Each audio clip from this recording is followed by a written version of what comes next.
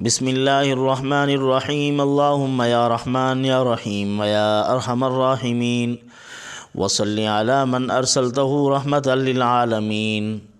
نہایت ہی واجب الاحترام معزز خواتین و حضرات، آج ہم آپ کے سامنے قرآن مقدس میں بیان کردہ اللہ تعالیٰ کا فرمان من عمل صالحا من ذکر او انثی وہو مؤمن فَلَنُحْيِيَنَّهُ حَيَاةً طَيِّبَةً، اس کے متعلق تھوڑی گفتگو کرنا چاہتے ہیں کہ حیات طیبہ کیا ہوتی ہے اور اللہ پاک حیات طیبہ کس کو نصیب کرتے ہیں اور کیسے نصیب ہوتی ہے، اس کو حاصل کرنے کے اصول و ضوابط کیا ہیں، تو اس کے متعلق تھوڑی گفتگو ہے۔ اصل میں حیات طیبہ کہا کسے جاتا ہے؟ ایک تو زندگی ہے ہر آدمی کی چل رہی ہے، اور حیات طیبہ کیا ہے؟ حیات طیبہ کہتے ہیں پر لطف زندگی کو، پرسکون زندگی کو حیات طیبہ کہا جاتا ہے۔ وہ آدمی جس کو اللہ نے اعمال صالحہ کی بھی توفیق عطا فرمائی اور ان اعمال صالحہ کے ثمرات و برکات بھی اس بندے کو مرحمت فرما دیے، وہ ثمرات و برکات عافیت کی صورت میں ظاہر ہوتے ہیں، تو ان کو حیات طیبہ نصیب ہوتی ہے۔ اور چند ایک معمولات بھی آپ کے سامنے پیش کریں گے جن اعمال کی برکت سے حیات طیبہ مرحمت ہوتی ہے۔ ایک تو عموماً زندگی ہے، ہر ایک کی، مالدار کی بھی ہے، غریب کی بھی ہے، ہر ایک آدمی کو اپنی لیول کی پریشانیاں اور مسائل ہیں۔ بڑے لوگ ان کی بڑی پریشانیاں، چھوٹے لوگ ان کی چھوٹی پریشانیاں، کسی کو گھر کی طرف سے پریشانی ہے، کسی کو ماتحتوں سے پریشانیاں ہیں، کسی کو افسران بالا سے پریشانی ہے، یعنی ہر ایک آدمی اپنی اپنی پریشانی بیان کرتا پھرتا ہے کہ میں پریشان ہوں، میں دکھ میں ہوں۔ اور یہ بھی نہیں ہے کہ جو اللہ کے پیارے ہوتے ہیں ان پر پریشانیاں نہیں آتی، ان پر مصائب نہیں آتے، مصائب ان پر بھی آتے ہیں، لیکن اللہ پاک ان کو ان کی زندگی پر مطمئن کر دیتے ہیں کہ آپ نے اسی میں خوش رہنا ہے۔ چاہے مصیبتوں کے پہاڑ ٹوٹتے رہیں وہ پھر بھی کہیں گے الحمدللہ، چاہے جیسے تیسے بھی حالات ہوں وہ اللہ کا شکر ادا کریں گے، کبھی نہ شکری اور شکوہ اپنی زبان پر نہیں لائیں گے، اور نہ ہی وہ کسی کے سامنے کسی کے گلے کریں، کسی کی غیبت کریں کہ فلاں برا ہے فلاں برا ہے۔ ہر وقت وہ اپنی اصلاح پر نظر رکھتے ہیں کہ ہمیں خود کو ٹھیک ہونا چاہیے، سارے معاملات اللہ پاک ٹھیک کر دیں گے۔ حیات طیبہ کا اللہ نے وعدہ فرمایا ہے تو حیات نصیب کر دیں گے۔ وہ اللہ کے پیارے بندے جن کو اللہ نے حیات طیبہ مرحمت فرمائی، ان کو پھر بادشاہت میں مزہ نہیں آیا، حیات طیبہ کی طرف گئے ہیں۔ وہ حضرت ابراہیم بن ادہم رحمۃ اللہ علیہ کو دیکھیں، سلطنت کو ٹھوکر ماری، اللہ کے ہو گئے، صبح شام دن رات ہر وقت اللہ کی حمد و ثنا اور تعریف کرتے تھے۔ ایک مرتبہ دریا کے کنارے بیٹھے ہوئے تھے، کسی نے کہا ابراہیم تو نے اتنی بڑی سلطنت چھوڑی، اس فقیری میں تجھے کیا ملا ہے؟ اس فقیری میں کیا ملا آپ کو؟ ہاتھ میں سوئی تھی، سوئی ڈال دی دریا میں اور کہنے لگے اے مچھلیوں میری سوئی واپس کرو۔ اب مچھلیاں آتی رہی، ایک مچھلی ہے سونے کی سوئی منہ میں ہے دے رہی، رد کر دی، میری یہ نہیں ہے، میری وہی زنگ آلود سوئی ہے۔ اور سوئی آئی اور سوئی آئی اور سوئیاں آتی رہی، لیکن انہوں نے وہی اپنی ہی اٹھائی اور اس آدمی کو کہا تمہارے سروں پر جبری حکومت کرنے سے یہ بہتر ہے کہ اللہ نے ساری مخلوق کے دلوں میں ہماری محبت پیدا کر دی ہے۔ ہم تو وہاں کر رہے تھے تمہارے سروں پہ حکومت، لیکن تم کوئی تسلیم کرتا تھا کوئی نہیں کرتا تھا، ہر ایک آدمی کو دوسرے سے کوئی نہ کوئی گلے شکوے تھے، لیکن یہاں تو دیکھ اللہ تعالیٰ نے اس مخلوق کے دل میں بھی ہماری محبت پیدا کر دی۔ اسی طرح ایک مرتبہ حضرت جا رہے تھے تو جیب میں کرایہ نہیں ہے کشتی پہ بیٹھنے کا، دریا آ گیا سامنے، تو وہیں کھڑے ہو کر 2 رکعت نماز ادا کی کہ اے پروردگار میری جیب میں کرایہ نہیں ہے، میں تھوڑا پریشان ہوں، اے اللہ میری پریشانی دور فرما دے۔ تو دریا کی جو ریت تھی اللہ نے سونے کی بنا دی، ایک مٹھی اٹھائی اور ملاح کو دی، روانہ ہو گئے۔ ہم تو ہوتے تو وہاں بیٹھ جاتے کہ یہ سارا میرا ہے، یہ خزانے میرے ہیں، یہ دولت میری ہے، لیکن انہوں نے اپنی ضرورت کے بقدر اٹھائی، پھر باقی ریت بن گئی وہی دی اور چل پڑے، اپنا سفر کرنا ہے۔ یہی حضور صلی اللہ علیہ وسلم نے فرمایا تم نے دنیا میں رہنا نہیں ہے، یہاں رہنے کے لیے نہیں آئے۔ اے مومن تیرے اوپر منزل کا شوق غالب رہنا چاہیے، اپنی قبر کی طرف دیکھ، اپنی آخرت کی طرف دیکھ۔ آج ہی ہم ایک واقعہ پڑھ رہے تھے ایک صحابی کا رضی اللہ تعالیٰ عنہ، بہت پرانے قدیم الاسلام صحابی تھے، فرمایا کہ میں 7ویں نمبر پر مسلمان ہوا ہوں۔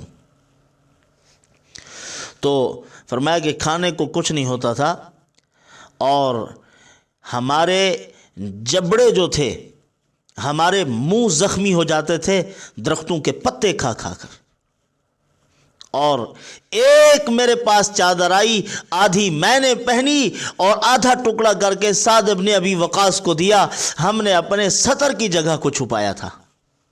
اور آج فرمایا ہاں ان میں سے جو اس وقت صحابہ کرام تھے اور ہم درختوں کے پتے کھایا کرتے تھے اور ہمارے تن بدن کے کپڑے پورے نہیں ہوتے تھے، آج وہ وقت ہے ان تمام صحابہ کرام میں سے کوئی نہ کوئی کسی نہ کسی علاقے کا گورنر ہے، اللہ نے عزتیں عطا فرما دی ہیں۔ پھر فوراً کہا کہ میں اس بات سے پناہ چاہتا ہوں کہ میں اپنی نظر میں عظیم ہو جاؤں، اللہ کی نظر میں چھوٹا ہو جاؤں۔ میں تکبر نہیں کر رہا کہ ہم گورنر ہو گئے ہیں، ہم بڑے لوگ ہو گئے ہیں، میں اس بات سے ڈرتا ہوں۔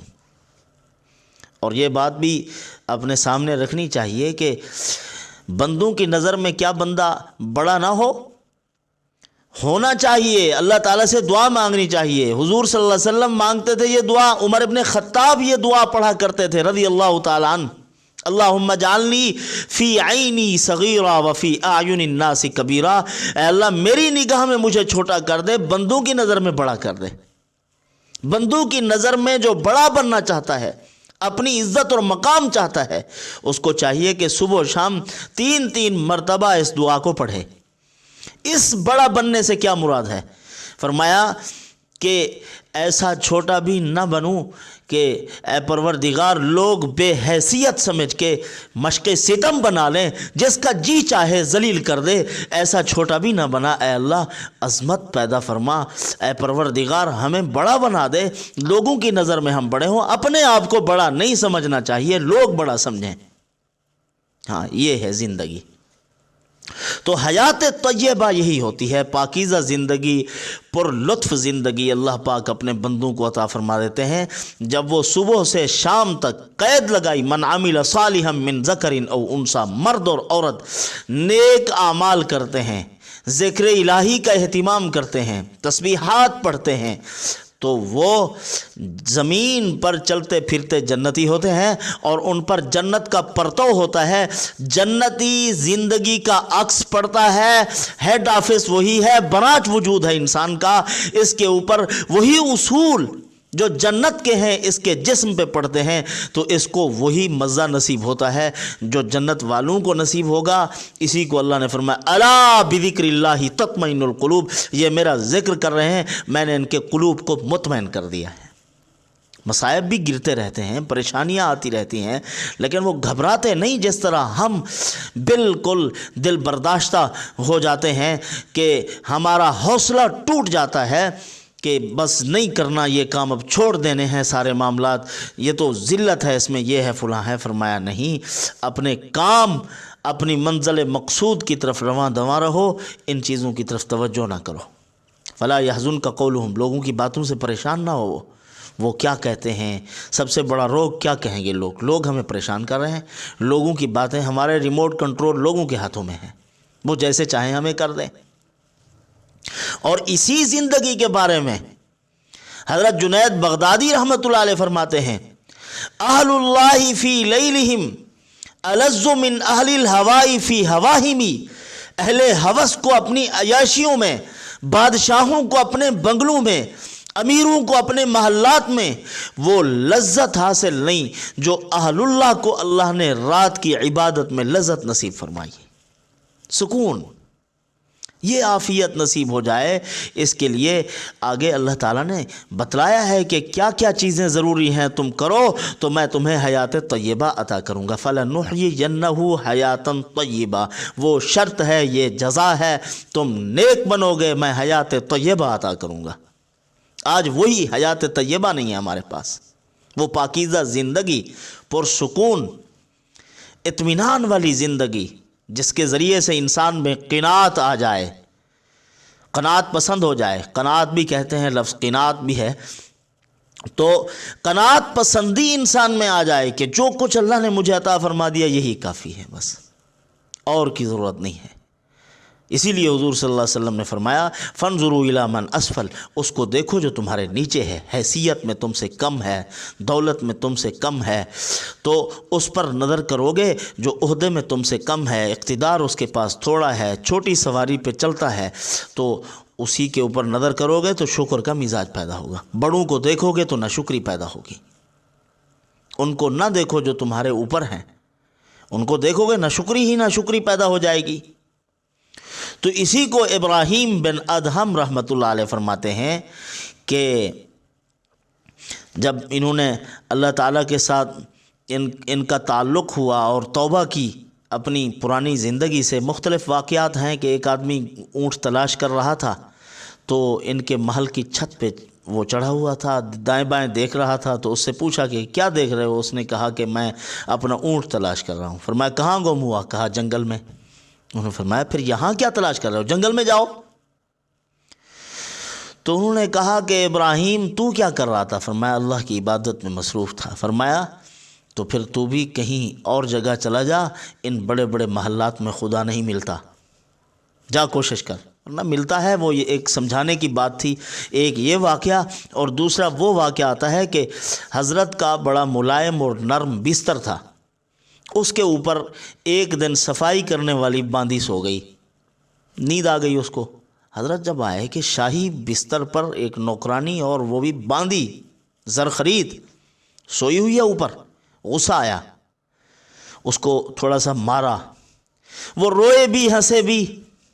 फरमाया रो क्यों रही हो, हंस क्यों रही हो? कहा हंस इसलिए रही हूँ, बादशाह के बिस्तर पे सोना नसीब हुआ है। रो इसलिए रही हूँ कि मैं तो एक लम्हा सोई हूँ तो इतनी मार पड़ रही है, जो सारी ज़िंदगी इस बिस्तर पे सोया रहा है उसका क्या हशर होगा क़यामत के दिन। दिल को चोट लगी और चले गए। फरमाया अब हमने वो अल्लाह को राज़ी करना है, हयात तय्यबा हासिल करनी है। फिर यूँ हासिल हुई, एक गार में गए बैठे थे, लोगों की नज़रों से गायब हो गए, अल्लाह की इबादत में मसरूफ़। तो फरमाया कि एक सर्दी लगने लगी, जिस्म पे कपड़े भी थोड़े से थे, तो हज़रत ने जब सलाम फेरा, पीछे से थोड़ी सी गर्मी महसूस होने लगी कि कोई चीज़ है, पता नहीं आग जल गई है, क्या हो गया है कि जिससे मेरे जिस्म को इसी सर्दी के मौसम में अब गर्मी महसूस हो रही है। तो सलाम फेरा, पीछे देखा कि सांप गरम गरम हवा दे रहा था, उसके मुंह से फूंके निकल रहे थे, सांस ले रहा है ज़ोर ज़ोर से, और उस पूरे यानी जो उनका रूम था, गार थी, उसको उसने वो हीटर नुमा चल रहा है, यूँ समझें कि गर्मी हो गई थी। फरमाया कि अल्लाह तेरी रहमत तेरे गज़ब की शक्ल में, यानी है तो सांप लेकिन तूने मेरा खादिम बना दिया है। इस तरह की हयात तय्यबा नसीब हो जाए, हम उस हयात तय्यबा को छोड़कर दुनियावी चीज़ों की तरफ मसरूफ़ हैं। इब्राहीम बिन अदहम रहमतुल्लाह अलैह फरमाया करते थे, इन बादशाहों को पता चल जाए हमें अल्लाह ने क्या लज्जत और क्या सुकून मरहमत फरमाया, ये हमसे छीनने की कोशिश करेंगे, लश्कर कशी करेंगे, फ़ौजें भेजेंगे कि किसी तरीके से इनसे ये लज्जत और सुकून छीन लें। तो ये हयात तय्यबा कैसे नसीब होगी, उसके मुताल्लिक़ अल्लाह ताला ने आगे इरशाद फरमाया, फ़लनुहयियन्नहु हयातन तय्यबा वलनज़्ज़ियन्नहुम अजरहुम बिअहसनि मा कानू यामलून। आगे फ़स्तइज़ बिल्लाहि मिनश्शैतानिर रजीम फरमाया, शैतान मरदूद से जब तुम बच जाओगे تو پھر یہ حیات طیبہ تمہیں نصیب ہوگی۔ جب تک یہ مردود تمہارے پیچھے پڑا ہوا، تمہارے ابا کے جسم سے جنتی لباس اتروانے والا یہی ہے، تو یہ تمہیں ذلیل و خوار کرنے والا ہے۔ یہ نہ تمہارے ابا کا خیر خواہ تھا نہ تمہارا ہے، اس کے ساتھ بھی اسی نے دشمنی کی اور تمہارے ساتھ بھی دشمنی پہ تلا ہوا ہے۔ تو جو آدمی اپنا استعاذہ اللہ کی مضبوط پناہ میں آئے گا، جتنی زیادہ وہ کوشش کرے گا کہ میں اللہ کی پناہ حاصل کروں، بار بار استعاذہ یعنی اعوذ باللہ من الشیطان الرجیم پڑھے گا، اور صبح کے وقت 10 مرتبہ سورۃ اخلاص اور آیت الکرسی، اور اسی طرح سورہ حشر کی آخری آیات شروع میں 3 مرتبہ اعوذ باللہ السمیع العلیم من الشیطان الرجیم پڑھنے کے بعد یہ آخری آیات پڑھے، اور آخری صورتیں 7 مرتبہ یہ پڑھے، سورۃ اخلاص 10 مرتبہ پڑھے، وہ اللہ کے ایک مضبوط حصار میں آ جاتا ہے، ایک مضبوط پناہ میں آ جاتا ہے، پھر وہ کہیں ذلیل و رسوا نہیں ہوتا، اللہ پاک اس کی حفاظت کرتے ہیں۔ پہلے تو یہ ہے کہ احکام الہیہ کی بھی پابندی ہو، اس کی کوشش کرے گا تو اللہ پاک اس کو ہر قسم کی تکلیفوں اور مصائب سے بچائیں گے، رسوا کن پریشانیوں سے حفاظت ہوگی، حیات طیبہ ملے گی۔ یہ جو ہمارا دشمن شیطان ہے، اس کے اندر یہ 3 چیزیں ہیں اس کے حملے کی، جو یہ ہمارے یعنی جس کا ہمیں خوف رکھنا چاہیے ہر وقت۔ یہ دشمن ہے ایک تو ہمارا، اور بڑا زور ور دشمن ہے، اور دوسرا یہ ہے کہ یہ چھپا ہوا ہے، نظر نہیں آتا۔ ایک تو ہے بڑا ظالم دشمن، بے رحم دشمن ہے، اس کو ذرہ برابر بھی ترس اور رحم نہیں آتا کہ یہ بندہ ہے اور اس کا جسم مٹی سے بنا ہوا، وجود کے مختلف عناصر ہیں، تو اس کو جہنم میں نہیں جلنا چاہیے، بیچارے کو تکلیف ہوگی، لیکن وہ بے رحم ہے، اس معاملے میں اس کو ذرہ برابر بھی رحم نہیں آتا، اور اللہ کے سامنے اس نے قسم کھائی ہوئی ہے کہ میں تیرے بندوں کو جہنم میں لے کے جاؤں گا، ان کو میں راستے سے ہٹاؤں گا، دائیں بائیں سے حملے کروں گا۔ تو ہمیں کتنے طریقوں سے یہ ذلیل اور رسوا کرتا ہے، بے رحم دشمن۔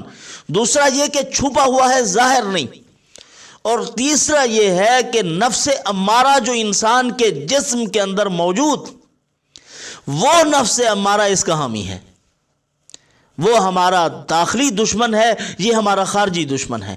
جب یہ شیطان ابلیس آتا ہے، ہمارا نفس لذت حاصل کرنے کے لیے اس کے ساتھ ہو جاتا ہے، اس کا ساتھ دیتا ہے۔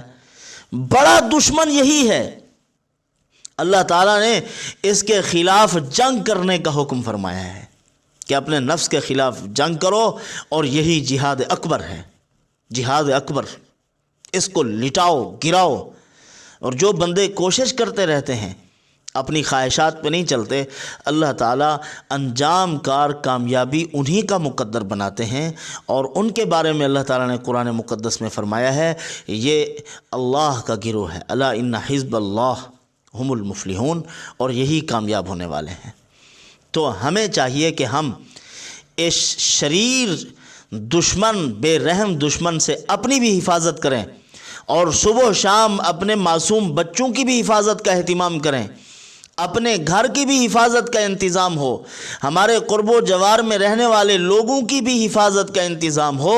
اس کے لیے رسول اللہ صلی اللہ علیہ وسلم کی یہی تعلیمات ہیں کہ آیت الکرسی کثرت سے آیت الکرسی کا اہتمام کیا جائے، ہر نماز کے ساتھ بھی پڑھو، ہر نماز کے ساتھ، اور اسی طرح سوتے ہوئے بھی آیت الکرسی کا اہتمام کرو، اٹھتے ہوئے بھی آیت الکرسی کا اہتمام کرو، اپنا استعاذہ مضبوط کرو، یعنی اللہ کی مضبوط پناہ میں آؤ تاکہ تمہیں حیات طیبہ نصیب ہو جائے، ذلت والی زندگی سے محفوظ ہو جاؤ۔ یہ بھی ہمارا ایک مقصد ہے۔ سارا دن ہم وظائف تو بتاتے رہیں، لیکن ہم آپ کو گناہ سے بچانے کی، گناہ سے بچنے کی کوشش بھی نہ کریں، نہ خود بچیں، نہ آپ کو بچانے کی کوشش اور فکر کریں، یہ غلط بات ہے۔ تو جس طرح وظائف کا اپنا ایک مقام ہے، اس پاکیزہ زندگی بسر کرنے کا بھی اپنا ایک مقام ہے۔ اور آگے اللہ تعالیٰ نے خود فرمایا ہے کہ جو میرے اوپر بھروسہ کرتے ہیں اور میری ذات کے ساتھ اپنا تعلق مضبوط کرتے ہیں اور استعاذہ یعنی ہر وقت وہ اعوذ باللہ من الشیطان الرجیم پڑھتے رہتے ہیں، اللہ تعالیٰ نے وعدہ فرمایا ہے کہ میں ان کو کامیاب کروں گا، اور لیس لک علیہم سلطان، اے شیطان ان پر تیرا کوئی زور نہیں چلے گا کہ تو ان کو ذلیل کر سکے۔ اس نے کہا تھا فَبِعِزَّتِكَ لَأُغْوِيَنَّهُمْ أَجْمَعِينَ، اے رب کریم تیری عزت کی قسم میں تیرے بندوں کو ذلیل کر کے رکھ دوں گا، ان کو گمراہ کروں گا۔ اللہ تعالیٰ نے فرمایا ان عبادی لیس لک علیہم سلطان، جو میرے بندے ہیں جن کا میرے ساتھ تعلق ہوگا، میرے اوپر توکل کریں گے، میرے اوپر بھروسہ کریں گے، میرے ساتھ مضبوط تعلق ہوگا، تو میں ان پر تیری دسترس نہیں ہونے دوں گا، تیرا کوئی کنٹرول، اور تیری شرارتوں سے میں اپنے نیک بندوں کو بچاؤں گا۔ تو آج بھی اگر ہم اللہ تعالیٰ کے ساتھ اپنا تعلق مضبوط کریں، یہ چیزیں ہمیں نہیں ڈرا سکتی جن سے ہم ڈرتے ہیں، جو ہمیں پریشان کیے ہوئے ہیں، جنات ہیں، جادو ہیں، فلاں چیز ہے۔ ہر وقت اللہ کے ساتھ تعلق مضبوط کرو، باوضو رہو۔ باوضو آدمی کا رعب ہوتا ہے اور اس سے بندہ مضبوط رہتا ہے، شیاطین اور ابلیسی طاقتیں دور بھاگتی ہیں باوضو آدمی سے۔ تو بہرحال اللہ پاک انہی معروضات پر عمل کی توفیق عطا فرمائے۔ وما علینا الا البلاغ۔